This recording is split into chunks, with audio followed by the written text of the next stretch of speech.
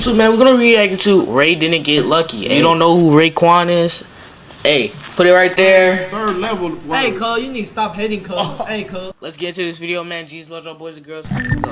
Think of the internet like a street performance. Every day, someone steps up with a mic, a camera, a dream, a viral moment, a lucky clip, a spark, and maybe, just maybe, the world pays attention. But most of the time, you're there just long enough to be forgotten. But then came Ray. One day, no one knew who he was. The next, he wasn't just in the spotlight, he was stealing the show. What's up, GQ? I'm Ray. It's 10 since I can live well. And while most creators spend years planning their moment, Ray just stumbled into his. Not with strategy, not with sponsors, not even with a camera of his own. Just a nervous smile, a chance encounter, and a little bit of chaos.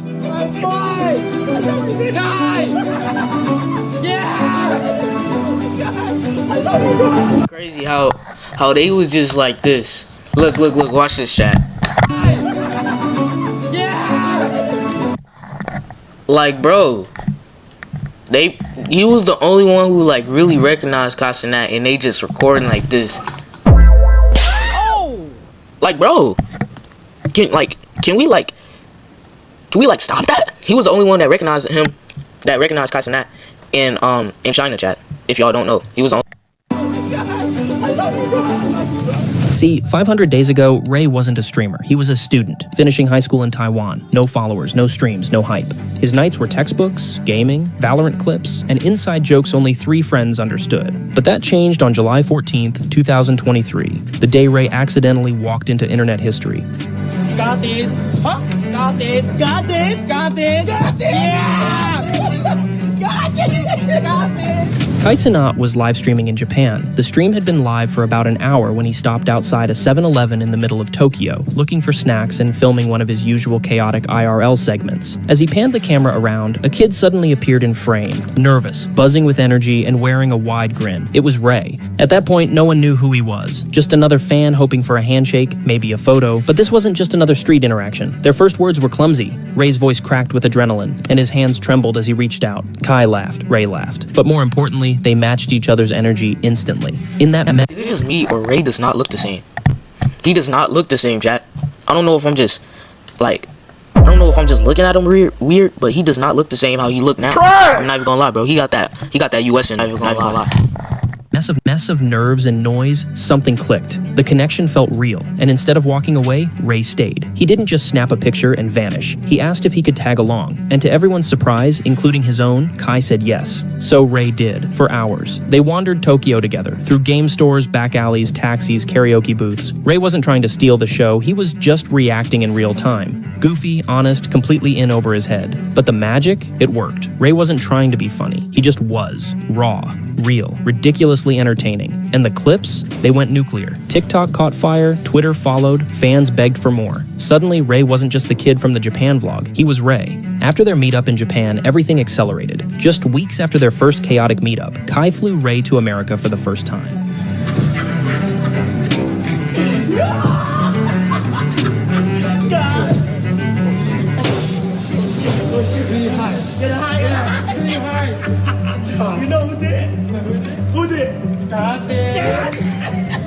It was his first time in the US, and everything felt new. Strange accents, giant portions, and 24/7 cameras. But oddly, it didn't feel like he was out of place.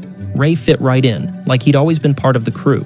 He met the rest of the AMP members, tried American food for the first time, wandered through Walmart like it was a theme park, and even filmed a short film with Kai that would blow up across the internet. After his visit in America, Ray returned to Taiwan. But he wasn't the same. After America, something had shifted. He wasn't just the funny kid from Japan anymore. He was someone people looked forward to seeing. Someone fans searched for in clips, commented about in chat, and started following in real time. Fans had started to like Ray more and more. They weren't just watching for Kai. They wanted Ray. They wanted more streams, more moments, more of the kid who somehow made everything feel authentic. So back in Taiwan, Ray did something simple. He started streaming. No big production, no crew. Just Ray, a webcam, and his bedroom. He'd sit in front of his computer, sometimes with a plate of food, sometimes mid-homework, and just talk about school, about Kai, about nothing. And people tuned in. Because even when he was alone, Ray made the internet feel like a group chat with your funniest friend. Now his streams pulled in thousands, not because of high production or fancy edits, but because he was something special. Learning a new— Chat, Ray, he been crashing out lately, chat. He been crashing out. If y'all see that basketball clip, bro, that dude was crashing out. I'm not even gonna lie.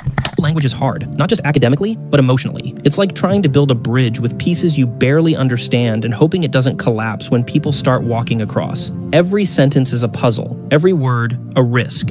You're not just trying to communicate, you're trying to belong. For most people, moving to a new country means years of struggle, years of getting laughed at, misunderstood, ignored. It takes time to pick up the rhythm of a new language, the tone, the slang, the sarcasm, and even then, it doesn't guarantee you'll ever feel like you truly fit in. Imagine showing Bro, Ray turned into Raekwon, he turned into Raekwon like that, chat. What is good, Justin? What is good? up in a new country, and suddenly, everything you know, your language, your jokes, your instincts, none of it translates. Your thoughts get stuck. Your voice feels smaller. You're surrounded by people, yet somehow more alone than ever. You want to speak, but the words aren't ready. You want to connect, but you don't know how.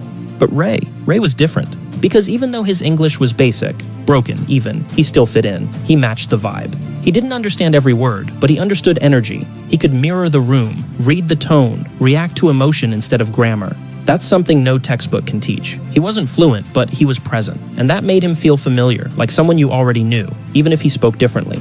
With Kai on his side, Ray didn't just learn English, he absorbed it. He picked it up the way a younger brother copies an older one. He echoed the crew, repeated what he heard, word for word, sentence for sentence. If Kai said it, Ray said it. If AMP joked about it, Ray memorized it.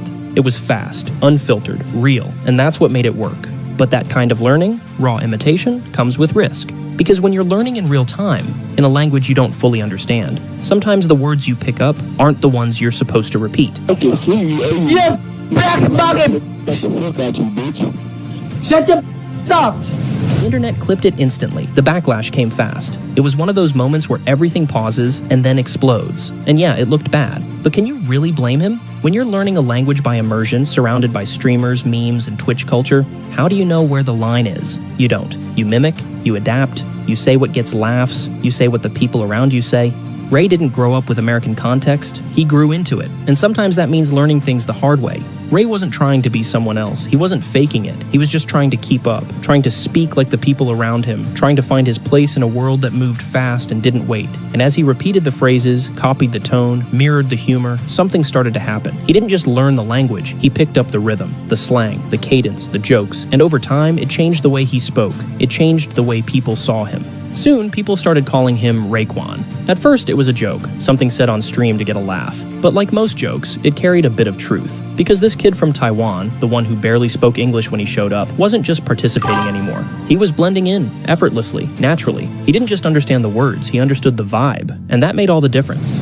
When people become famous, it always comes with a price. And for Ray, it was no different. From the outside, it might have looked easy. One day he was a student in Taiwan, the next he was streaming in America, flying across the world, gaining followers by the thousands. But what people don't see is the weight that comes with that kind of rise. The comments, the assumptions, the quiet resentment.